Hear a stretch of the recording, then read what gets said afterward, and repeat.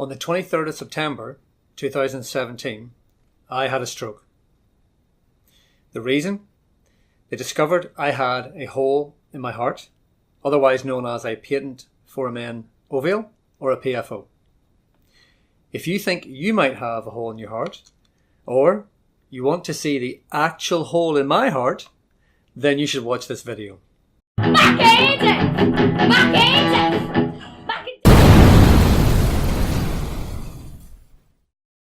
Okay, so this is not the usual sort of video that you'll find on our channel, but we thought we'd post this one because it kind of screwed up my life for a few months, not to mention that of my family. Now, before this all happened to me, this is what I would have associated with a hole in my heart.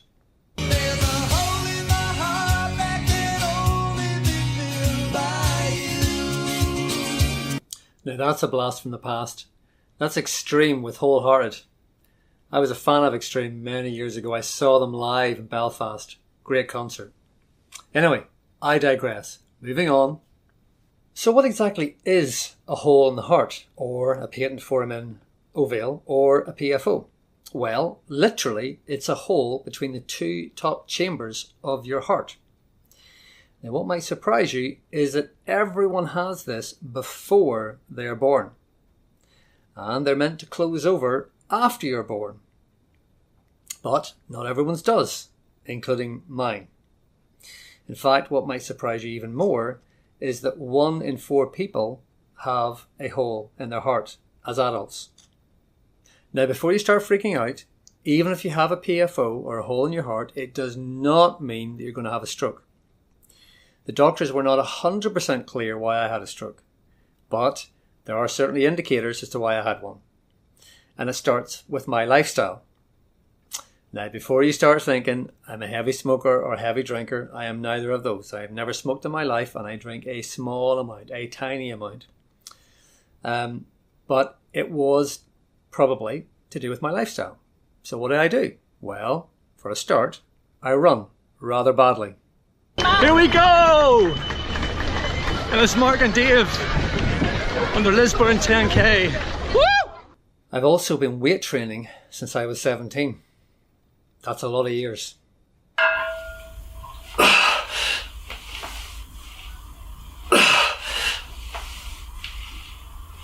And I also travel a lot internationally on business. So my Aussie adventure is now coming to an end.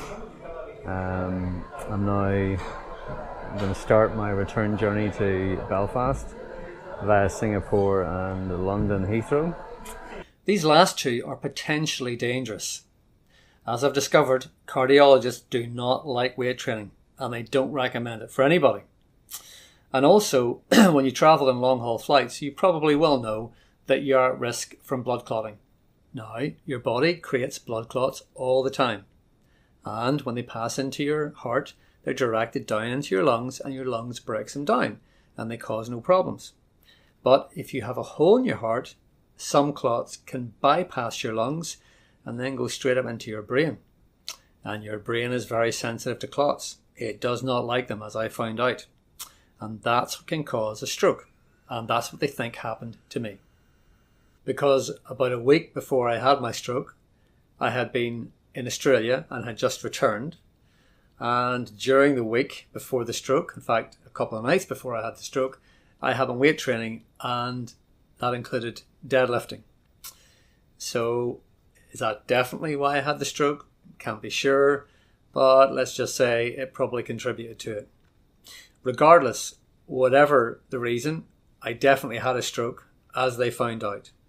So when did this happen? Well, as I said, it happened on a Saturday night. I was driving my family down to the city for some shopping, and I was just parking up, which is a bit scary because I was driving the car, but I was parking, and then this feeling came over me. It was like someone pouring very warm water down the left-hand side of my body, starting from my head and all the way down. And it sort of washed all the way down the left-hand side of my body. Very strange feeling.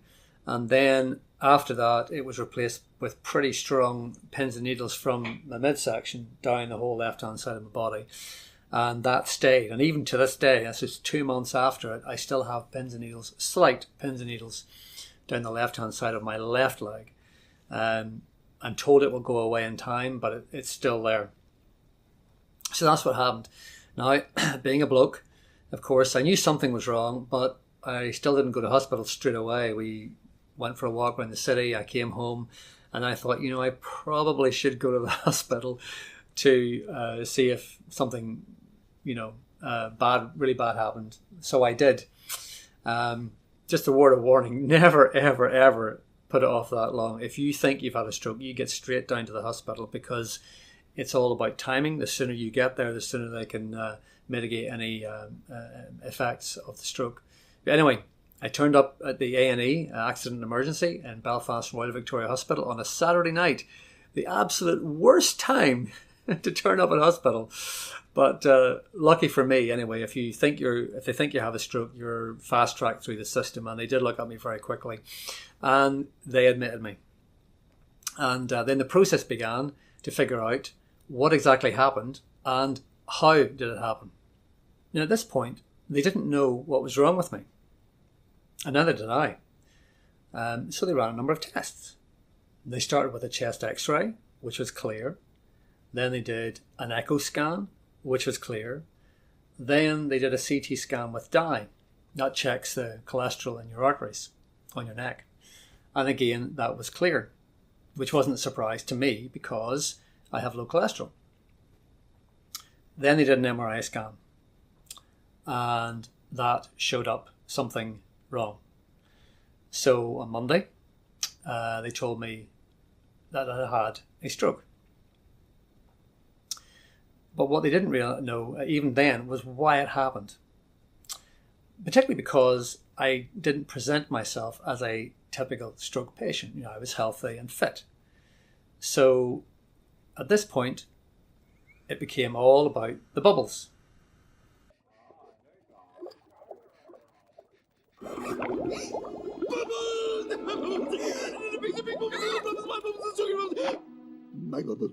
So what has bubbles got to do with me and a hole in the heart? Well, effectively, to find the hole in the heart, they did what was called a echo bubble scan.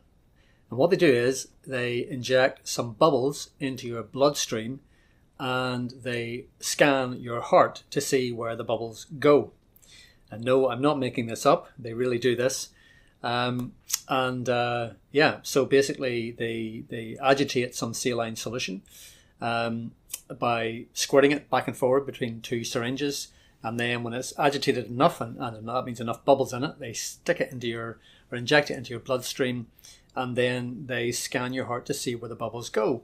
And it didn't take very long for the physician who was doing the scanning to say positive. They literally could see the bubbles go from one side of the heart to the other rather than down through the lungs. So from that point on, they knew I had a hole in my heart.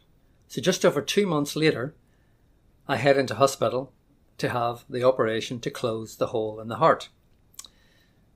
And here's a clip showing how I felt and what I had to say just after I woke up from the operation and recovered from the anaesthetic. Okay, so this is me just after my operation on my PFO operation to get it closed. I'm now in the Royal Victoria Hospital. It is 2 o'clock. I went under in general anaesthetic at 9:10. Was back out at about 20 to 11 after finished the operation and came around about 11:10. Was woozy for about 2 hours and just now lucid for the first time. Saving you from my talking nonsense. But this is me connected to the ECG. There's all the apparatus there. So I now have a foreign object. Look at the camera here. I now have a foreign object attached inside my heart that closes the hole. I'm told it's like a hamburger. There's two parts to it. There's Yeah, basically 2 buns of a hamburger, and they're put through one bap, if you like, a burger bun is put through the hole, and the other one's on the other side, and then they're pulled together. And how did they get it in there? They insert it through your groin. I'm not going to show you that. I haven't even looked at it yet, because there's a bit of blood there, and I don't like blood. I don't like needles. So you can see I've still got a few needles in me. There's one, and I had one here earlier, but it's now been removed. I managed not to pass out, but when you see this kind of stuff, there you go. So that's a little bit disconcerting. I hate that, so do I hate that. I don't like blood. But there you go, I'm alive.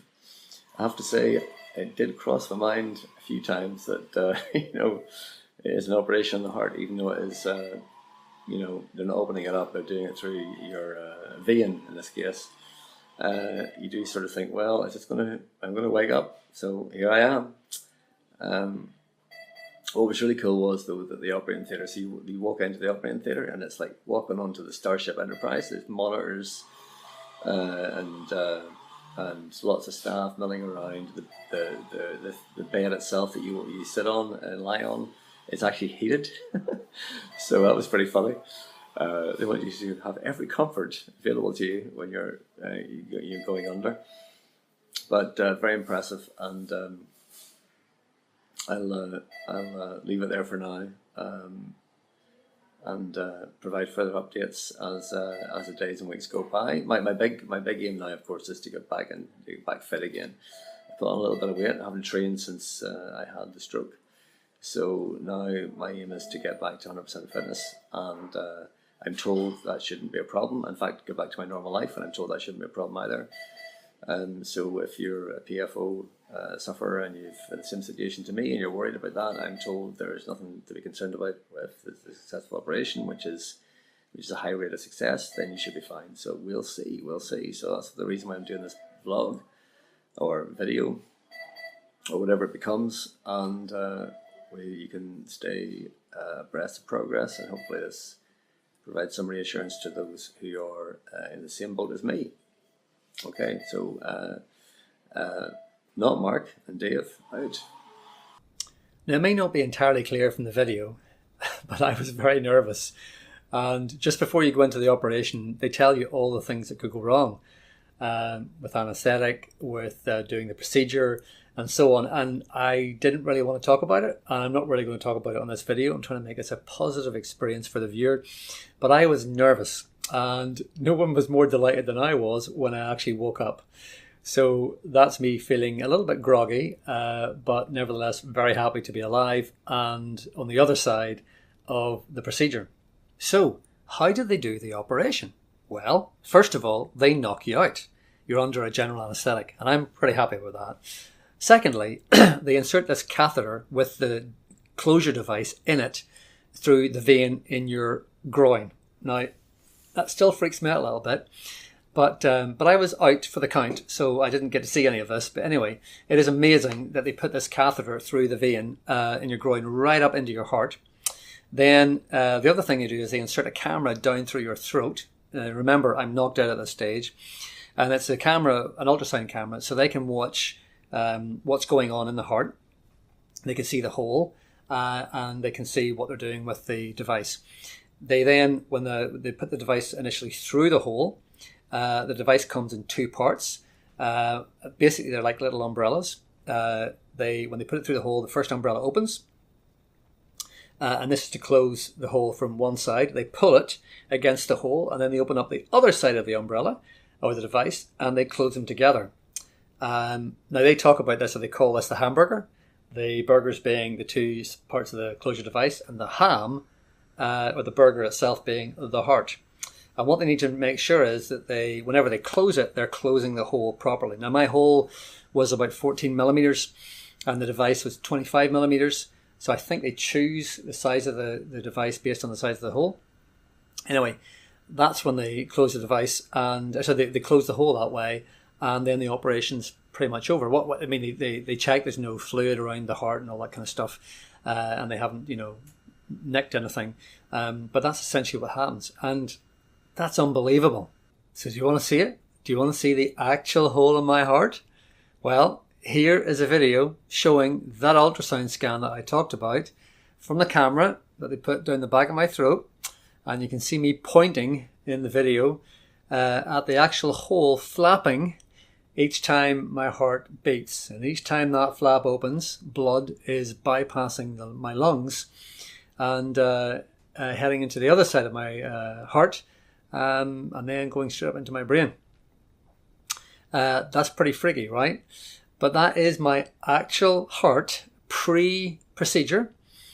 And yeah, absolutely amazing. Anyway, moving on. Now we're going to look at the same flap or hole in 3D. Now, this is a little bit harder to see, but I just thought I'd show you the 3D image. Again, this is my heart. It's nobody else's. It's actually mine. It's pre-procedure.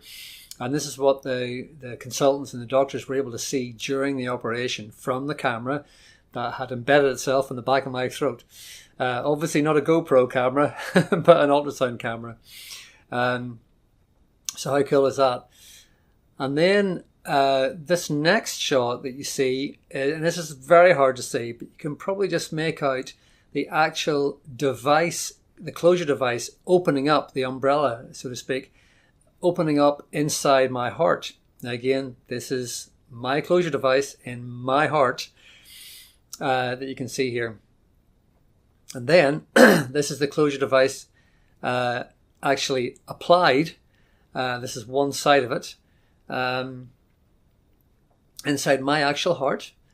And then this last scene, you can see, well, more or less the two devices close together. You can see the top one pretty clearly, but the other one's sort of underneath. You can sort of see a bit of it. And that's it applied. So there you go. That is the ultrasound images, both two-dimensional and three-dimensional, of my actual heart during my actual procedure. So you didn't think I was going to show you the real blood and guts, did you?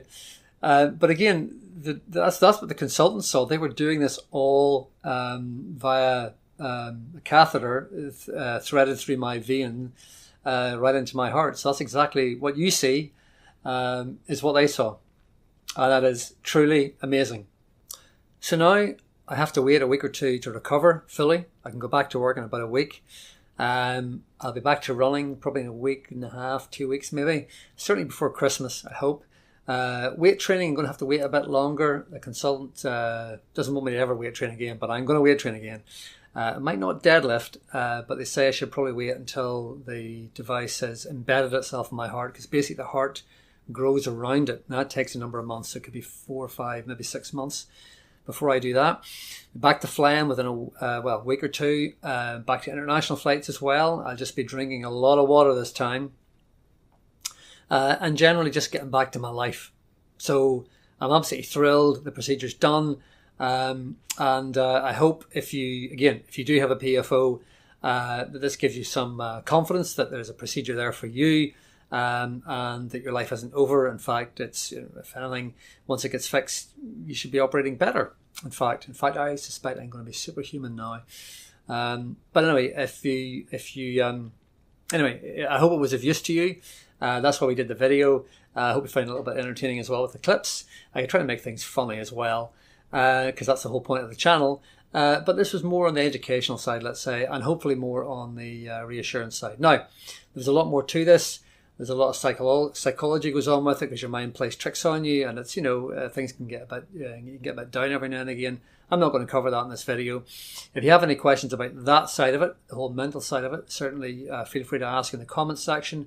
But for now, I hope you enjoyed the video, and if you know anyone else that has a PFO, please share it with them, and feel free to subscribe to our channel and like this video, and otherwise, thanks for watching.